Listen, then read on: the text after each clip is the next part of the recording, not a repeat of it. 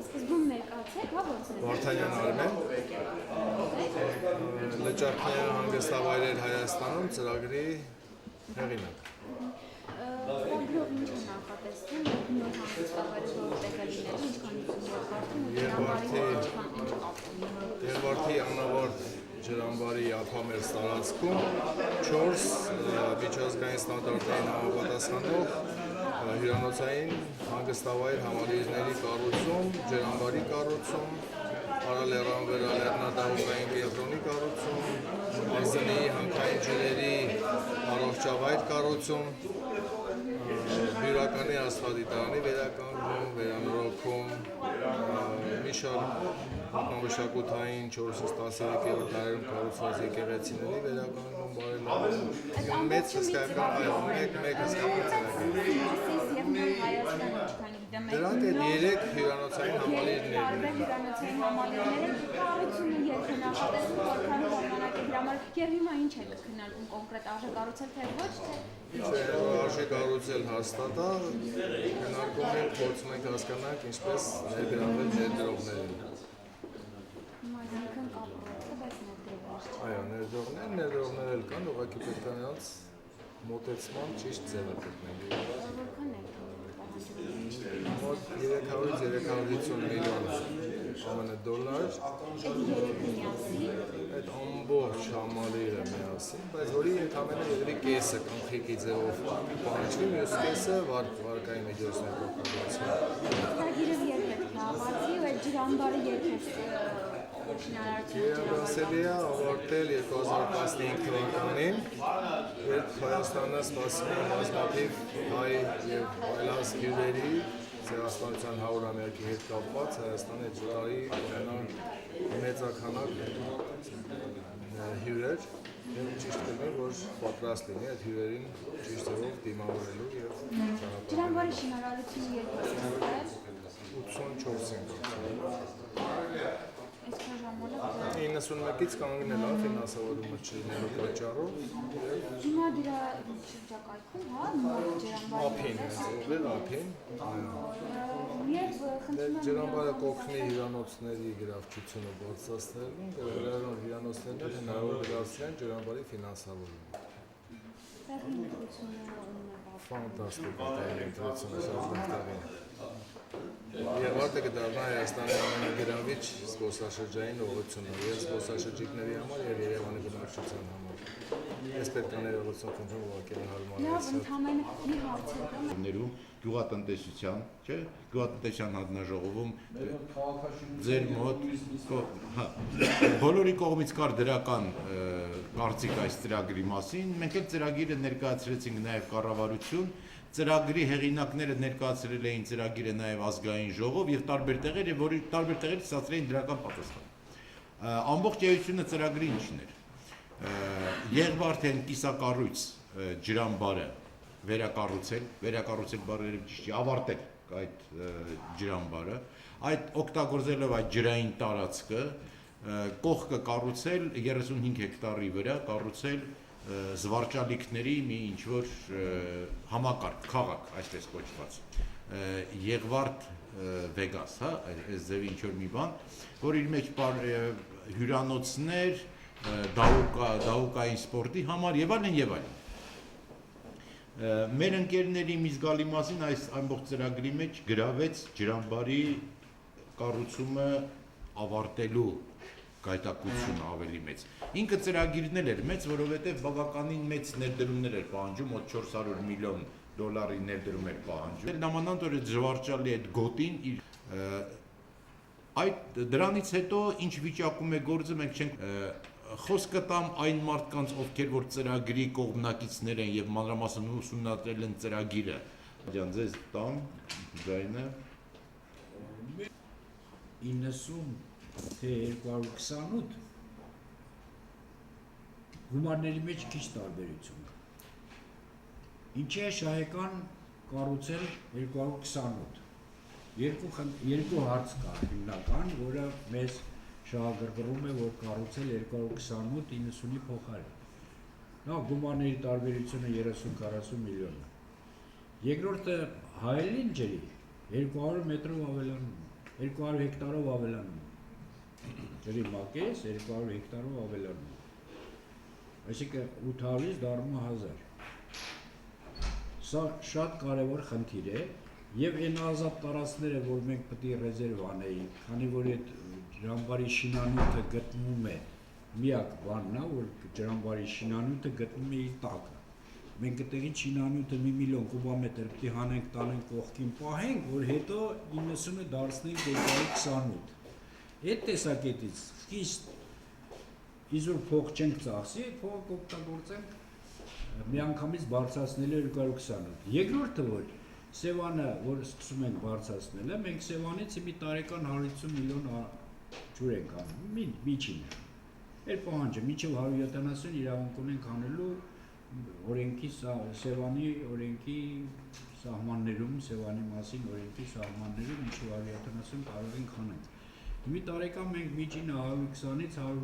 140 մի տարի եղել է, որ ջրասակավ տարի նույնիսկ 300 միլիոն ենք անել, իսկ 3.5 մետր բարձրանալուց հետո ընդհանրապես տարեկան 300 միլիոն մենք բաց ենք թողալու Սևանից, որ կարգավորումը կարողանա կազմակերպել, ամեն 20 սանտիմետր մոտարապես 300 միլիոն ջուր է կուտակվելու։ Այս տեսակետից մենք փոխանակ այդ ջուրը տանենք արաքս լցնենք ուղարկենք Թուրքիային, էներգիա կարտադրենք, բայց ավելի լավ չի էներգիա արտադրելուց հետո բերել կուտակելը տեղ, միշտ կուտակած ունենալ, ամառը եւ ձմեռը կուտակած ունենալ եւ հետո օգտագործենք մեր 40,000 հեկտար ռոռոքելի տարածքների ջրապահովության ավելացման եւ մի 10 մասին ասեմ, որովհետեւ բաց թողնալուց նույնպես էներգիա կարտադրի, բելանա, բայց ճիշտ է որ կառուցել 228 մանավանդ հիմքեր ընդունելի կլի, ավելի ճշգրտված, մենք կարող ենք մի 2-3 նախագծային միսիոն։ Միգուցե, ես խնդրում եմ այս խոսակցությունը մի հատ շարունակենք, դու ձեր մոտ գրեք, հետո նոր Վլադիմիր Մովսյանը ես ձայն տամ, Վլադիմիր Մովսյանը ներկայացնի։ Հայաստանի պարագայում, եթե ջրային պրոբլեմը մենք չենք լուծում պարենայինը, վառելիքը, էներգետիկը եւ բնապահպանական պրոբլեմները։ Բոլոր ածանցյալ են ջրային պրոբլեմից, ինչ վիճակ գոյություն ունի այսօր եւ ապագայում ինչի առաջ ենք մենք կանգնել։ Այսօր մեր ունեցած միջին տարեկան մակերեսային հոսքի 7.3 միլիարդ խորանարդ մետրից տարեկան օգտագործում ենք 2.5 միլիարդը կամ մեր ջրային մակերեսային պաշարների 31-32%-ը։ Մնացած ջրերը գնում են ու ապաստանում, ասել Ամուսայանը, հեռու տապաստանում։ Այս վիճակը այսօրվա առումով մենք ունենք արհեստական ջրամբարներ 79 ջրամբար, որոնցում ջրամբարված է ընդամենը 1 միլիարդ խորանարդ մետր ջուր, որից 265-ը թուրքերի բաժինն է Ախուրյանի ջրամբարից։ Մենք ունենք ընդամենը 750-760 միլիոն խորանարդ մետր ջուր ամբարված։ Գումարած Սևանը, որտեղ ունենք այսօր 35 միլիարդ, ուզում ենք դարձնել 42։ Ապագայում մենք ունենք երկու խոշորագույն պրոբլեմ։ Առաջինը դա գլոբալ տաքացումն է, որը կբերի ջերմաստիճանի բարձրացման, որը կբերի տեղումների որոշակի նվազեցման եւ կոլորշիացման ավելացման, այն մեր 7.3 միլիարդը մեր հաշվարկներով կդառնա 5.4 միլիարդ։ Սա մի կողմից, որ մյուս կողմից էլ մեր այսպես կոչված հարևանները երկուստեք $2 ջրաշինարարական աշխատանքներ են կատարում, որը կբերի Արաքսի պաշար Ադրբեջանում ջրային ռեսուրսների կարգավորման, իբր մեր այս ծրագրին դուք դաբրո տվել եք, բարի եղեք, դուք ժողովուրդ ենք, ես հպարտանում եմ, որ պրպտող ենք, ազնությամբ եմ ասում, մենք մեր ստորգետնյա ջրել ենք, որ մեր տարածքում կա 3.3 միլիարդ խորանարդ մետր ստորգետնյա պաշարներ, տեղական մենք ունենք շատ լուրջ ազգային խնդիր։ Առաջինը, որ մենք պետք է անենք, մենք Եղվարդի ջրամբարում ունեինք նախագիծ 228 միլիոն խորանարդ մետր ջուր կուտակելու, այսինքն դա ապացուցված է, որ այդտեղ կարելի է 228 միլիոն խորանարդ մետր ջուր կուտակել, նախագծի արժեքը 175 միլիոն ռուբլի էր այն ժամանակվա գումարներով, պատվարի մի մասը կառուցված է, բամբայի մի մասը կառուցված է, հիմա պետք է այնտեղ 228-ի համար, այո, 228-ի համար, ուրեմն առաջի խնդիրը, որ մենք պետք է լուծենք, որտեղ մենք այս տարածքում 7000 հեկտար կարող ենք նոր հողեր որոքելի դարձնել եւ 33000 հեկտարի վրա ջրապահովվածությունը բարելավել միայն այս ջրամբարի օգտին։ Ասեմ, որ մենք այդ ջրամբարը պետք է լցնեինք այն ժամանակ ինքնահոս Հրազդանի հոսքը եւ մեխանիկական սև ջրից պոմպերով պետք է բարձրացնեինք, լցնեինք ջրամբար։ Հիմա այդ սխեման պետք է փոխվի, մենք պետք է դառնանք միմիայն ինքնահոս լցվող ջրամբար եւ մյուսը պարոն Ջավադյանը ասաց, ես էլ կրկնեմ, որ մենք Սևանը 2030 թվականին հասցնելու ենք 1900 մետր եւ 50 սանտիմետրի, ուրեմն այդ դեպքում մենք էլ մակարդակը չենք բարձրացնելու, մուտք ու ելքը մենք կարգավորելու ենք, բերածը բաց թողնելու, երկու խնդիր ենք լուծելու, մեկը որ թարմացնելու ենք ջրերը ամեն տարի 300 միլիոն խորանարդ մետրով, մյուսը 300 միլիոն բաց ենք թողնելու։ Հիմա եթե մենք այդ բաց թողածը չբռնեցինք, դա գումարվելու է, որ գնա լցվի Արաքս, այն Արաքսը, որտեղ մենք այսօր ունենք 2.5 միլիարդ, վաղը այդ ծրագրերը Թուրքիայի իրականացնելուց հետո կունենանք 1 միլիարդ Սուրմալիի տակետում, ուրեմն մենք լուրջ խնդիր ունենք։ Ուրեմն ես գտնում եմ, որ այդ ջրամբարը պետք է էտապներով վերականգնվի, 228-ի դեպքում հողերը պետք է կառավարությունը որոշում ընդունի, դա համարի գերակա խնդիր եւ որպես պետական ռեսուրս այդ հողերը պետք է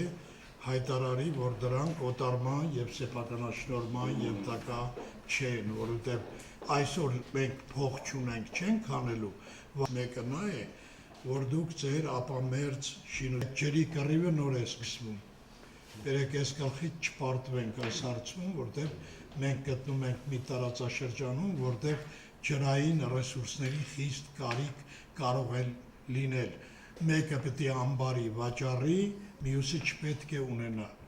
Ուրեմն այստեղ ձեր դուք կարող եք նաև ձեր ծրագրերում նշել նաև, որ նախագծի ծրագրի գաղափարի հեղինակի մասնակցությամբ մեկը քաղաքաշինության հարցերի ենթահանձնաժողովն է քննարկել, որտեղ լուրջ ճարտարապետներ են եւ շինարարներ են հավաքված, տվել են իրենց դրական կարծիքը եւ ճարտարապետական տեսքի համար եւ այն ինչպես կարող է ընդգրկվել Հայաստանի ընդհանուր, ասենք, քաղաքաշինության խնդիրների մեջ։ Եվ մյուսը մեր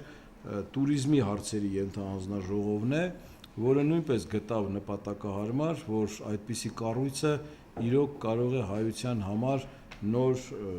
այսպես տուրիզմի խթան հանդիսանալ տուրիստների հոսք ավելացնելու համար, որովհետև նախագիծը շատ այսպես ճկուն է գրված, որ Սևանը հեռու է գտնվում եւ տարվա մեջ 2 ամիս է ընդամենը տուրիզմի համար պիտանի օգտագործելու, իսկ այս ջրամբարը իր համալիրով տուրիստական կարող է 5-6 ամիս օգտակար լինել տուրիզմի զարգացման համար։ Այդ իմաստով մեր հանձնաժողովը դրական 2 կարծիք է տվել, 2 ենթահանձնաժողովների եւ բացի դա մենք նաեւ ձեզ նամակով կարծեմ դիմել ենք խնդրանքով, որ դիմել կառավարությանը, որպիսի այս կառույցի շինարարությունը դիտվի որպես համաժողովրդական կառույց եւ կառավարությունը միջոցներ որոշակի հատկացնի, որպիսի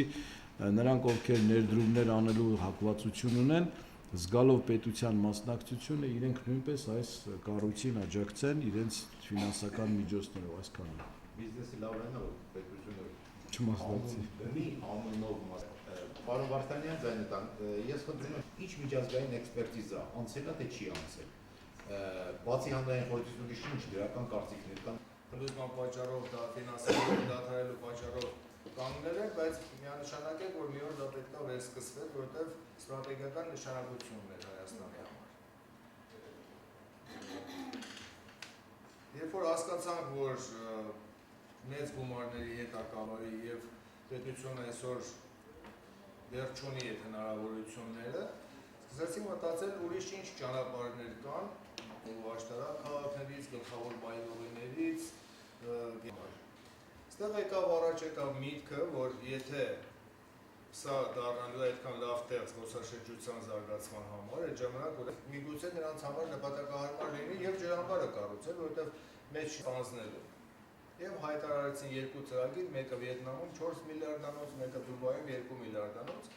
Մենք դիմեցինք իրանց ներկայացրած ուսումնասիրությունների եւ առաջարկների արդյունքում 31 միլիարդ դոլարի ներդրումներ արդեն կատարվել են եւ այդ ընկերությունները շարունակում են նրանց օգտագործել այդ նպատակով։ Միանգամայն ընկերություն։ Եկա Երևան ուսումնասիրությունների